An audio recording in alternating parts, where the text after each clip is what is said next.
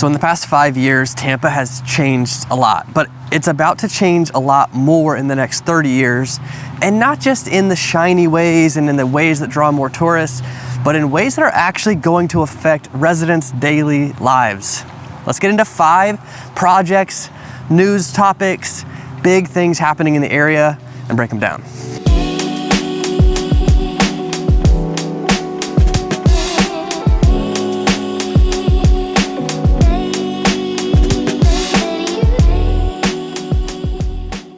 So when I moved here in 2020, there were 2 big things that everyone was talking about. Number 1 is the Epperson community with the new Crystal Lagoon. Number 2 is the big development or Water Street in downtown Tampa. And it wasn't weird that people were talking about those because it was the first Crystal Lagoon, one of the first in the country. And Water Street was a really interesting new development. Had big money from, Vinnick, who owned the Lightning at the time, from Bill Gates. There were big investors investing into downtown Tampa for the first time in a long time. So those were very exciting things. So as people keep considering moving to Tampa, and apparently it got ranked recently up there with Nashville as they're tied for first in the most desirable cities to live in the US. So people still are very interested in Tampa, but the question often from our clients is, hey, are the schools good enough? Is infrastructure keeping up? Is appreciation going to keep going the way it has been going? We're going to get into some of those things today, but we're going to start with something I'm really excited about. They finished the bridge going across the bay, the new bridge, that new Howard Frankland bridge, going from South Tampa to St. Petersburg. Major commute path. They made it bigger. They added express lanes. The express lanes aren't open yet. The express lanes will open next year as they start an expansion of all of I-275 through St. Petersburg to add express lanes. Okay, so this is a $340 million project to make these express lanes, to widen I-275. And you might be asking, why do I care? It's just traffic, who cares? This is the people that live there. Well, a lot of people make that commute every single day, twice a day, and this could cut that commute time in half. That's a big change, and it opens up an area you may have not even considered living in because of the traffic. It opens up another job market to you because the commute just got easier. So it does make big changes. Now, of course, it also means construction for the next 5 years because it's not going to finish until 2030. And of course, that'll probably be longer. We all know how that goes. But it will be decades of traffic improvement for the Tampa, St. Petersburg area, and it allows these towns to feel even more connected. All right, next on the list is rent. So the rental market in Tampa goes up and down quite a bit. Now, the pandemic had its own message with that, but lately we're back to normal increases, about 5% per year. And that creates its own issue. And not a huge deal, not a huge surprise. Rents go up and down all the time. But during the pandemic, the rents in the greater Tampa area went up over 30%, with some cities like St. Petersburg going up over 60% in that time frame, 2020 to 2024. And because there were such big increases back then, people kind of thought rents were going to kind of stabilize for a while, maybe go down a little bit. Home prices are down a little bit. We're about 10% down over the past year. So rent prices are often expected to be down as well. Right now, home prices are going down a little bit and rent prices are going up. And really, what does that mean for you? If you're gonna move here and rent first, go ahead and do it because rents are gonna be higher 6 months from now. But then also, if mortgage rates do come down, as they're kind of expected to, there's a meeting in a few days kind of announcing if, the overnight rate and the bond rates will go down. So that would, indirectly affect mortgage rates eventually. If mortgage rates do go down, then we might start to see this kind of balance back of it costing about as much to buy as it costs to rent. Right now, it costs more to buy than rent with rates around the 6.5% to 7%. Next, this is an article we featured on our newsletter. If you don't get our weekly newsletter, comment down below newsletter. We'll make sure we can reach out to you and get you on that list. There's also a link down there just to subscribe to it. But this article was super interesting to me. We actually homeschool our kids. So anytime stuff comes up about schools, it's actually kind of interesting to me. Also, we help a lot of clients move here with a big focus on the schools that their kids are going to go to. Hillsborough County looks like it's going to have to shut down schools. Now, Hillsborough County is big, 1.2 million people, tons of schools, great public schools, charter schools, private schools, everything in between. But back in 2023, they had to close 6 schools. Occupancy levels were just too low. Now, when I dug deeper into this article, they're looking at a bunch of factors related to occupancy of these schools and kind of why it could be decreasing over the years. There's really a couple factors. Number one, birth rates are lower. They've been lower in the US for the past couple decades, and maybe that we're just starting to kind of see that dynamic affect public schools. Number two, Hillsborough County had the fastest growth in homeschooling, not just during the pandemic, but before the pandemic. So pre-pandemic, 2016 to now, there was a 70% increase in homeschooling. That's about 10,000 students in Hillsborough County alone that homeschool. On top of this, we've seen massive growth in charter school attendance, which is, they're free schools, but there's an application process, and then increases in private school attendance, specifically in Hillsborough County. Another sneaky factor that I think exists that's driving some of this is actually the school quality. So we might see some condensing of quality and as some of these schools have to close. But there's really 4 or 5 schools that my clients go out of their way to live by in Hillsborough County. The rest of the others they could care less about. They're maybe good enough or maybe a little bit below what their expectation is. Now it depends where people are moving from. When clients are moving from New Jersey, Illinois, Texas, California, they have a very high expectation of public schools. And our schools honestly don't usually fit that mold. But I wonder if closing some of these schools, consolidating some staff, consolidating some resources, like even funding for these schools, would help the average school become quite a bit better. Now, that also means people lose jobs. Like that's part of that dynamic. As teachers aren't needed, as schools consolidate, teachers, administrators, janitors, all kinds of people would lose their jobs when schools close. Now, one other unique consideration with this is if you're looking at a specific area, let's dig into the actual enrollment trajectory. Is the enrollment steadily decreasing throughout the years, or is it increasing? Is it at capacity kind of always? Are there more families moving into these neighborhoods that have kids going to these schools? Or like when kids age out of these schools, are the families staying put? So now there's blocks of houses with empty nesters. Empty nesters are my favorite clients right now. I don't know why they reach out to me. A lot of them are moving here right now, but that does impact schools, and it's just a special consideration you need to have when you're considering an area and when schools are super important to you. Okay, next on the list is a big mixed-use development in South St. Pete, specifically Southeast St. Pete, just south of the airport. That's over kind of on the bay side. There's a company, Prometheus Partners, that's been buying up $50 million worth of properties to turn into a new mixed-use development. Now, some of it is a little bit delayed because one of the tenants in there isn't out until next year, but they've been amassing these properties for this big approved project. Their total land acquired so far is about 12 acres, and it's just right south of the airport in the Salt Creek area of St. Petersburg.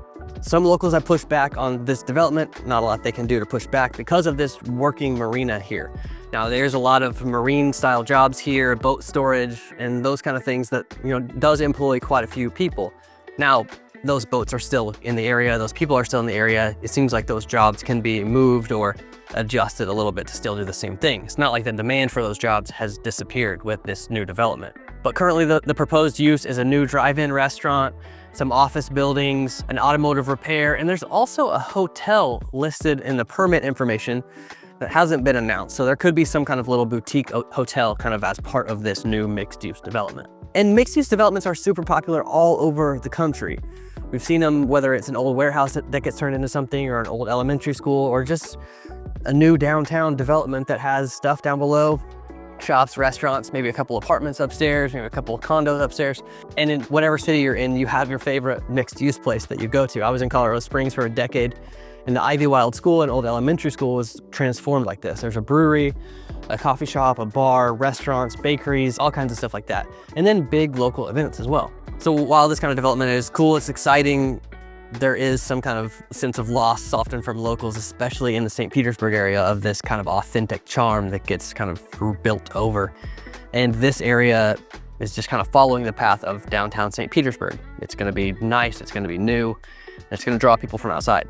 And the final development, I need my notes handy here, is a big redevelopment. Obviously there's other redevelopments happening at the Clearwater St. Petersburg Airport, or St. Petersburg Clearwater. Those are both long words, kind of a mouthful. Super cool regional airport that they're expanding in a lot of ways, adding more terminals, adding more traffic in general. but they've also just acquired a big piece of land from the county, 128 acres just to the southeast of the airport. And this is the largest piece of developable land in Pinellas County, contiguous piece. Okay, so let me just read exactly what this is gonna be. This is the former Airco golf course, 128 total acres. 75 of that's going to be used for aviation, 42 of that's going to be used for non-aviation, 10 of it for commercial restaurants, hotels, stuff like that. And then there's going to be a 46-acre green buffer area. Florida does this all the time. I love it. It makes it seem not so flat whenever they have these kind of wooded buffers between things. It's super nice. So this is going to be a 20-year project. Obviously the FAA is super involved, but also the Florida Department of Transportation, and they're kind of sharing the bill, with the FAA taking on 11 million of the bill and the Florida Department of Transportation taking on a little over 4 million of the bill. And construction bids are due here in a couple days on September 9th, and they're projecting that the taxiway will actually be open within about a year, with the rest of that whole development taking a lot longer. And as I said, this follows the other airport expansion, $110 million being invested into the St. Petersburg Clearwater Airport to add a new terminal, to add more security checkpoints, to add a parking garage that will hold 1,300 cars, actually making it a more normal airport. Right now, it feels like a small regional airport that, you know, Allegiant flies to a couple times a year, and it's gonna feel very different in the future. One of my complaints often about the Tampa area is there's not like a big employer. And not that I want most of our economy to be dependent on one giant employer like Tesla or Microsoft or something, but this kind of expansion, this kind of aviation stuff creates a lot of very secure jobs and all kinds of levels of jobs, from, you know, pilots and technicians and engineers, all the way to the, you know, the kiosk operators and, you know, the safety people and the drivers and the parking attendants. Like, there's a lot of jobs stacked in there that are very good and very stable. An airport doesn't just fire everybody all of a sudden. And a lot of that's because it's kind of subsidized by the government as a transportation hub, the state government and the federal government. All right, now for a little wrap up. And of course, we are a team of realtors and we'd love a chance to earn your business. Please call, text, or email anytime. But just checking my notes here, we got transportation, I-275 express lanes. I'm actually really excited for that because that's a traffic area that I tell people to avoid when they're visiting, because you can just really get stuck on 275 going through St. Pete, to where it's just one of the few places in Tampa where it becomes a parking lot on the highway. That doesn't happen in very many places here. Now, if you're coming from crazy traffic, I had clients in town from Seattle last weekend. They'd probably be in it and like, well, it was only 30 minutes of being stuck like that. Yeah, but without traffic, it takes you 30 minutes to make your whole trip. So when it doubles your time during major congestion, that's where it becomes a problem. And as they build out these kind of express lanes and toll roads, being strategically close to them is super important. And I see this all the time up in the suburbs. The closer a home is to Veterans Expressway, the easier that commute is gonna be, the higher the property value is, the better the schools are along that path. It's kind of this whole trickle. Okay, the next one was that rents are going up. I don't think anyone's that surprised about that. We don't need to spend more time on that. Affordability is challenging right now for a lot of us. Okay, schools potentially downsizing in Hillsborough County. This is going to happen. Look at trends. As you're looking at these areas, like reach out, we'll look at these trends together. We can really kind of dig into enrollment patterns, even just the demographics of the area. Is the age range staying within that same parameter? I also kind of know the areas where there are a lot of homeschool families live, because I fit into that crowd. But don't just look at today's situation. It's a highly rated school.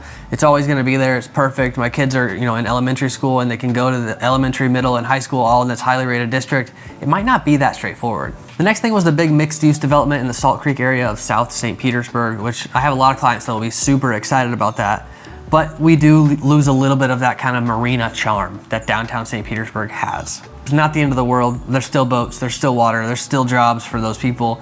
But there is another kind of attraction growing, and as downtown St. Petersburg especially starts to expand into these old northeast areas, old southeast areas, down over to the west into Kenwood, down Central Avenue toward the beaches, this is just part of that development. Okay, and the last one was the airport expansion for a new taxiway, big development over just southeast of the St. Petersburg Clearwater Airport, which really isn't very far from the Tampa airport. But you have a lot of population over here, and if they could use that airport, it would open up, you know, both airports could go faster, that's for sure. More regional flights, more just typical year-round flights coming into St. Petersburg Clearwater would be a great addition to the area. I also like the jobs that this brings. The increase in aviation and transportation jobs I think is super great for our economy. as opposed to just like service and tourism jobs. So Tampa 2030 is gonna look different. Is it good, is it bad? It's really kind of a personal opinion. I think it's actually good, but it is different.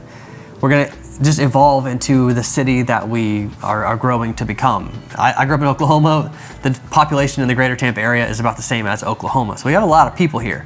I love the road stuff. I love the airport stuff. I'm kind of mixed on the mixed use developments. I think we have plenty of those. The school stuff is super interesting to me. And the road stuff is interesting too because we have water in the middle of the area that you have to go over. We can't just make a big loop. Cities like Houston, a lot of cities have like a loop, a couple loops sometimes around the whole city. We can't do that. We have too much water and we have too much density in Pinellas County to build a big raised road like that through the county. So we're finding some ways to get around it. I-275 right now comes off of 75 and goes through Tampa and St. Petersburg and then goes back down to I-75. It is effectively a loop on its own, and this will just make it faster. I like that. As always, call, text, and email, especially if you made it to the end of the video. I do want to hear from you. I'd love to know exactly what you think about these developments and about this kind of trajectory that Tampa's on. I think some of this actually signals some big dominoes being tipped for infrastructure and economic job growth that I think we really need as a metro area to become a city that's going to thrive and not just one that everybody's kind of attracted to from a distance. But call, text, email anytime. Phone number and email are right there on the screen and in the description down below. Thanks for coming by.